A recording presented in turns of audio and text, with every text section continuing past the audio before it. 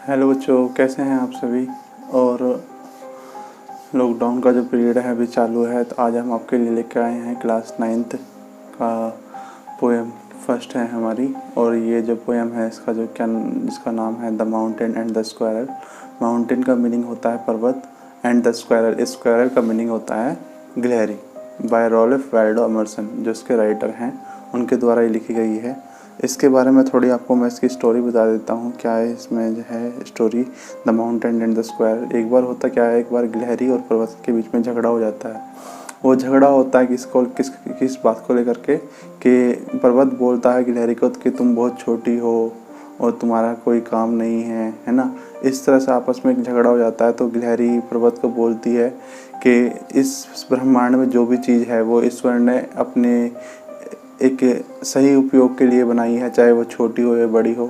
जैसे कि अगर हमें कोई कपड़े सिलना हो तो उसके लिए हमें क्या सुई का ही यूज़ करना पड़ेगा, ना कि हम तलवार का यूज़ करना। अगर हमें किसी को मारना है, युद्ध लड़ना है, तो उसके लिए किसका यूज़ होगा, तलवार का यूज़ होगा।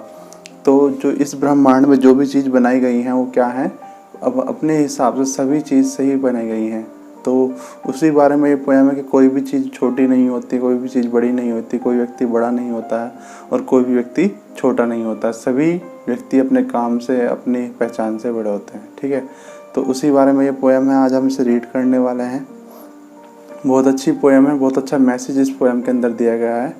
तो अगर आपको जो वीडियो है हमारी पसंद आ रही हो तो हमारे चैनल को सब्सक्राइब करें, शेयर भी करें। और चलते हैं अपनी फर्स्ट पैराग्राफ की तरफ। पोएम का नाम है the mountain and the squirrel by Ralph Waldo Emerson, जो राइटर हैं इसके। फर्स्ट पोएम है क्लास 9th की।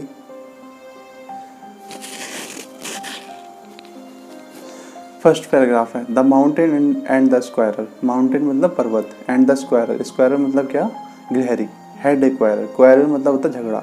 एक बार होता क्या है, एक बार माउंटेन पर्वत एंड द स्क्वायरल और गिलहरी में क्या होता है, झगड़ने लगते हैं। दोनों के आपस में बीच में झगड़ा हो जाता है। एंड द फॉर्मर, फॉर्मर मतलब मीन्स, फॉर्मर से मीन्स है पहले वाला। पहले क्या आया है हमारे पैराग्राफ में, पहले आया है द माउंटेन। तो फॉर्मर को यहाँ किसको डिनोट कर रहा है, फॉर्मर यहाँ दिखा रहा है किसको, माउंटेन को दिखा रहा है। एंड द फॉर्मर, और माउंटेन क्या बोलता है, कॉल्ड मतलब बोलना, कहना ना। And the former called the latter, latter मतलब बाद में, बाद वाला कौन है, लेटर बाद में आई है द स्क्वायरल। तो जो पहला फर्स्ट वाला फॉर्मर होता है वो लेटर को क्या बोलता है, लिटिल प्रिंग। लिटिल प्रिंग से यहाँ पे मीनिंग है self satisfied person, self satisfied person है ना, तुच्छ प्राणी है ना। तो जो पर्वत होता है वो गिलहरी को क्या बोलता है, लिटिल प्रिंग बोल देता है। बन सेकंड पैराग्राफ है, बन रिप्लाइड। गिलहरी यहाँ पे क्या देती है, बन रिप्लाइड। रिप्लाइड मतलब उत्तर देना। गिलहरी से उत्तर देती है और क्या बोलती है, you are doubtless very big. Doubtless मतलब निसंदेह, वेरी बिग मतलब साइज में बड़ा होना है ना।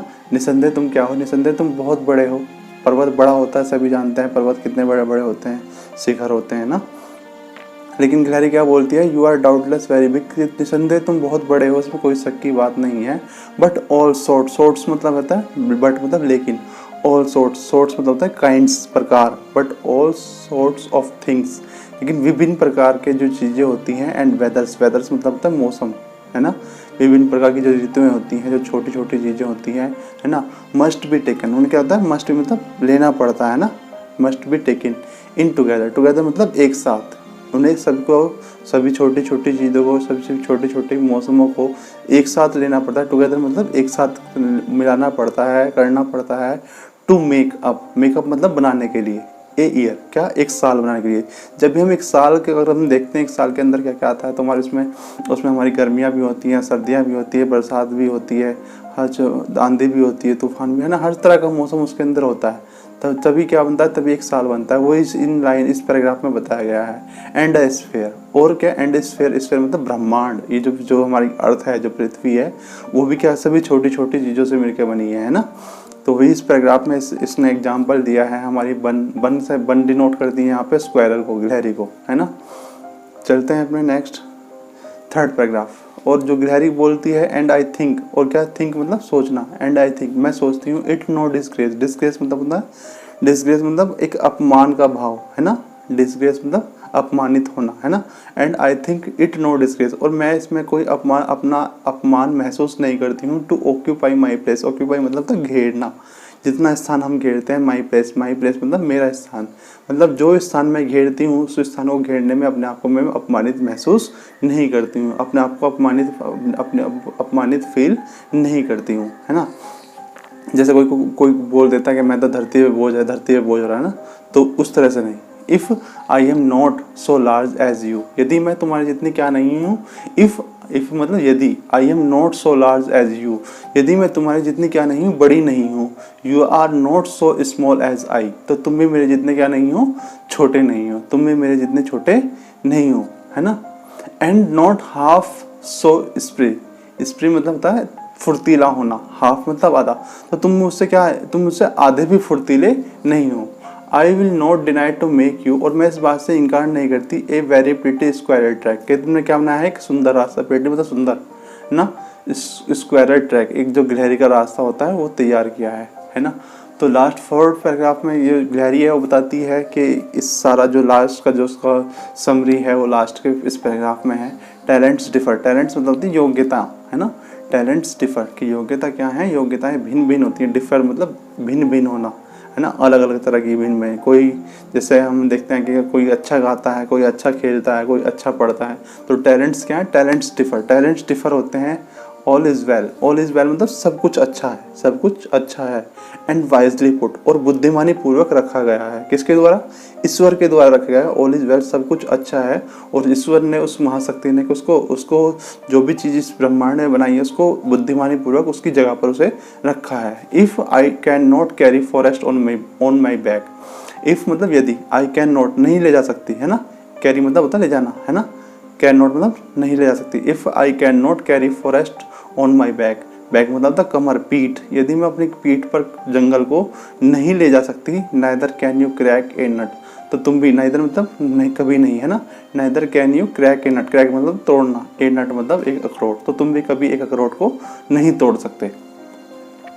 तो यहाँ पे जो हमारी जो पोएम है वो फिनिश हो जाती है ना, ख़त्म हो जाती है। और इसका मैं आपको सेंट्रल आइडिया समझा देता हूँ। इस पैराग्राफ से, इस पोएम से क्या क्वेश्चन हमारा आता है, या तो क्वेश्चन आता है कि आप इसकी 4 लाइनें लिखिए, वो 3 नंबर में आता है बोर्ड में, यूपी बोर्ड में 9th में भी और 10th में भी, दोनों में ही आता है कि आप 3 नंबर में या तो इसका 4 लाइनें लिख दीजिए किसी भी पोएम की जो आपकी टेक्स्ट बुक में है, या फिर इसका सेंट्रल आइडिया लिख दीजिए। तो सेंट्रल आइडिया भी मैं इस पोएम में आपको समझा रहा हूँ लास्ट में ना, तो सेंट्रल आइडिया भी देख लें आप एक बार।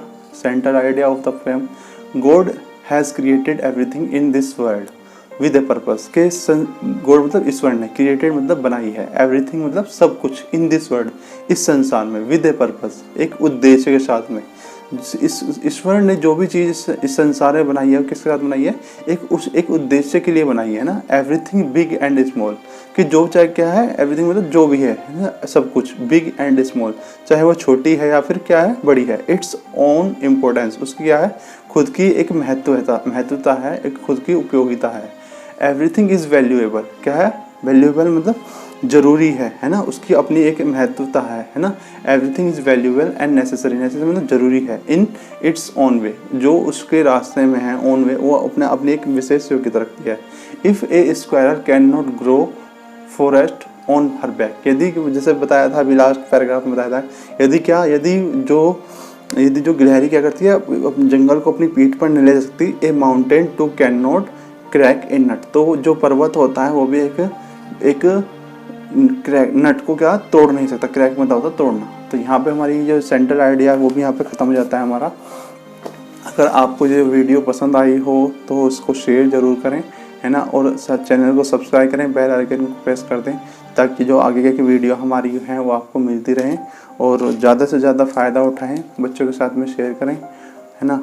और जो अपने कमेंट्स हैं, अगर आपको कोई चाहते हो कि कोई टॉपिक आपको समझ ना आ रहा हो इंग्लिश लिटरेचर में, ग्रामर में, तो हम आपके उसमें भी आपके काम करेंगे, और फ़ायदा उठाएं, ज़्यादा से ज़्यादा शेयर करें।